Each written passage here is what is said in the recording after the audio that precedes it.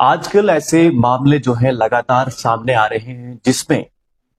कहीं ना कहीं कानूनों का दुरुपयोग किया जा रहा है। हाई कोर्ट का सहारा लिया जाता है और हाल ही में एक मामला भी सामने आया था जिसमें टीनेज राइट्स का दुरुपयोग करते हुए कहीं ना कहीं इस मामले में हाई कोर्ट ने कहा था कि ये कहीं ना कहीं सोफिस्टिकेशन फॉर्म ऑफ एक्सटॉर्शन बताया था इसे, यानी आधुनिक तरीका वसूली का। और लगातार ऐसे मामले सामने आ रहे हैं जिसमें लोग जो है कहीं ना कहीं कानूनों का दुरुपयोग करते हैं और इनमें सबसे प्रमुख जो मामले आते हैं वो आते हैं जो कानून महिलाओं की सुरक्षा को लेकर बने हैं, उन कानूनों का दुरुपयोग होता है। और उसके साथ साथ जो महिलाओं की सुरक्षा के लिए कानून बने हैं या फिर जैसे पॉस्को एक्ट हो गया, ये सारे जो कानून महिलाओं की सुरक्षा को लेकर बने हैं उन कानूनों का दुरुपयोग होता है। ऐसा एक बड़ा मामला जो आज लगातार चर्चा का विषय बना हुआ है वो है अतुल सुभाष का केस, जिन्होंने सुसाइड कर दिया था और जिन्हें केस के सेटलमेंट के लिए लगभग 3 करोड़ मांगा जा रहा था। और इसमें कहीं ना कहीं जो 24 पन्नों की जो रिपोर्ट अतुल सुभाष ने अपने सुसाइड नोट में जो लिखे हैं और उसके साथ साथ जो लगभग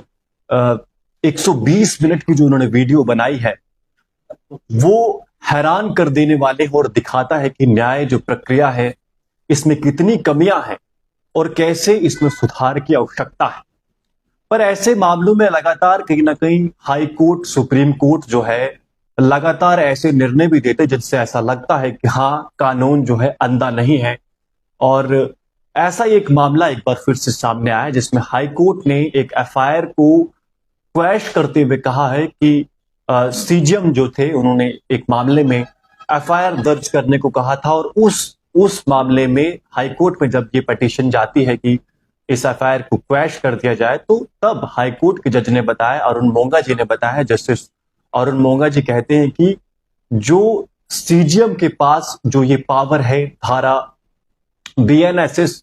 175(3) के अंतर्गत,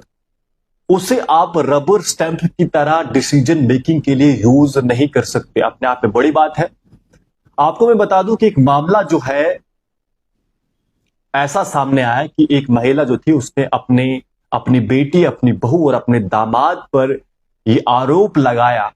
कि उन्होंने उनसे पैसा लिया है और कुछ गहने लिए हैं और जिसे अब वो वापस नहीं कर रहे हैं। इस चीज को लेकर ये महिला कहीं ना कहीं सीजीएम कोर्ट पहुंचती है और वहां सीजीएम पुलिस को ये डायरेक्ट करते हैं कि इस मामले में एफआईआर लॉन्च की जाए। जिनके ऊपर एक कंप्लेन की गई थी और या फिर एफआईआर लॉन्च की गई थी वो जो थे वो हाई कोर्ट पहुंच जाते हैं और हाई कोर्ट इस एफआईआर को क्वैश करते हुए कहती है कि जो न्यायिक प्रक्रिया है उसका मकसद परिवार को जोड़ना है, तोड़ना नहीं। आप देखिए, एक उदाहरण मैं देना चाहूंगा कि जब डाइवोर्स के केस को लेकर पति पत्नी कोर्ट्स पहुंचते हैं तो कोर्ट उन्हें समय देता है 6 महीने, साल का, कि आप देखिए, एक साथ रह के देखिए, प्रयास करिए, हो सकता है बात बन जाए। मकसद क्या है? मकसद यही है कि परिवार जुड़े रहे। न्याय तो आपने करना ही है पर उसके साथ साथ मकसद यह रहता है कि परिवार जो है जुड़े रहें। और वही चीज हाई कोर्ट ने इस ऑर्डर में एफआईआर को क्वैश करते हुए कही है कि जब आपने इस मामले में एफआईआर दर्ज की है तो आपने क्या केवल पुलिस ने जो आपको एविडेंस दिया उसी को ध्यान में रख के दिया, या फिर आपने खुद भी अपने विवेक का प्रयोग किया, आपने खुद भी कोशिश की ऐसे साक्ष्य जुटाने की जिससे ये तय हो कि ये मामला जो है कॉग्निजेबल ऑफेंस का है या ये एक घरेलू डिस्प्यूट का मामला है, घरेलू विवाद का मामला है, या सच में इसमें कुछ क्राइम हुआ है। इसी चीज को ध्यान में रखते हुए कहीं ना कहीं हाई कोर्ट ने इस मामले में एफआईआर को क्वैश करते हुए ये बड़ी बात कही कि जो 175 बीएनएसएस भारतीय नागरिक सुरक्षा संहिता के अंतर्गत जो 175 अंडर सेक्शन 175(3) जो आती है वो पावर देती है सीजीएम को कि आप पुलिस को डायरेक्ट कर सकते हैं कि एफआईआर जो है वो लॉन्च की जाए। पर क्या इसका दुरुपयोग हो रहा है, उसी चीज को ध्यान में रखते हुए एफआईआर जो है उसे कहीं ना कहीं क्वैश कर दिया गया है। फिलहाल इस मामले में मैं आपको बता दूं कि जो पिटीशन करता है, जो हाई कोर्ट पहुंचे, तो उनका कहना है कि जो उन पे आरोप लगे हैं वो गलत है और जिस महिला ने इन पे आरोप लगाए हैं उन्होंने कहीं ना कहीं प्रॉपर्टी की ट्रांसफर को लेकर उन्हें पैसा दिया था और बाद में खुद अपनी मर्जी से थर्ड पार्टी को जो थी वो प्रॉपर्टी जो थी वो बेच दी थी और अब वो कानून का दुरुपयोग करके क्रिमिनल ऑफेंस के अंदर हमें जो है अंदर करना चाहती है। फिलहाल इस मामले में मैं आपको बता दूं कि ये जो केस है Girdhari Lal Soni and others versus state of Rajasthan है और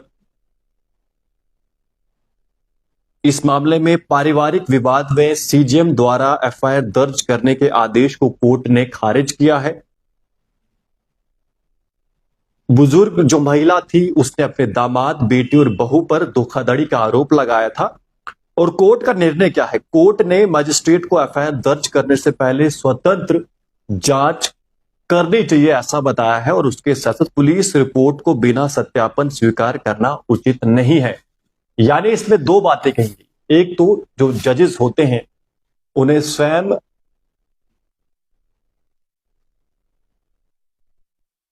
खुद से जांच सत्य को देखना चाहिए कि क्या है और सिर्फ पुलिस की रिपोर्ट पर ही निर्भर नहीं रहना चाहिए। और इसके साथ साथ सुप्रीम हाई कोर्ट ने जो है एक केस का इसमें उदाहरण भी दिया है जिसमें Priyanka Srivastava versus state of Uttar Pradesh and others. तो साथ में यह भी कहा है, मुख्य संदेश जो है जो हाई कोर्ट ने दिया है, पारिवारिक विवादों में एफआईआर दर्ज करना अंतिम उपाय नहीं है, अंतिम समझौते की प्राथमिकता दी जानी चाहिए, आपसी समझौते। यानी देखिए जो भी पारिवारिक विवाद होते हैं उनमें कोर्ट्स का एक ऑब्जेक्टिव जो होता है वो परिवार को मिलाना होना चाहिए, ना कि जो न्यायिक प्रक्रिया है उसके द्वारा आपस में जो परिवार है वो लड़े एक दूसरे के। कहीं ना कहीं हम बहुत ज्यादा आजकल कोर्ट का दुरुपयोग हो रहा है, छोटे छोटे मामलों के लिए हम कोर्ट पहुंच जाते हैं, इनसे बचना चाहिए। फिलहाल इस एफआईआर को क्रैश करते हुए यही संदेश जो है जस्टिस अरुण मोगा जो है हाई कोर्ट राजस्थान में जो है वहां पर उन्होंने बात कही है। फिलहाल आप सभी हमारे साथ जुड़े, हमारा इस वीडियो से यही संदेश था कि बचिए आप भी ऐसे मामलों में, छोटे छोटे मामलों में एफआईआर दर्ज करने से। पारिवारिक विवाद जो होते हैं उनमें घर में सुलझाना चाहिए, कोर्ट के दरवाजे, पुलिस का चौकी का दरवाजा खटखटाना ऐसे मामलों में ठीक नहीं। आप जुड़े रहे जेके दर्शन के साथ, मैं हूं विक्रम सिंह ठाकुर, धन्यवाद।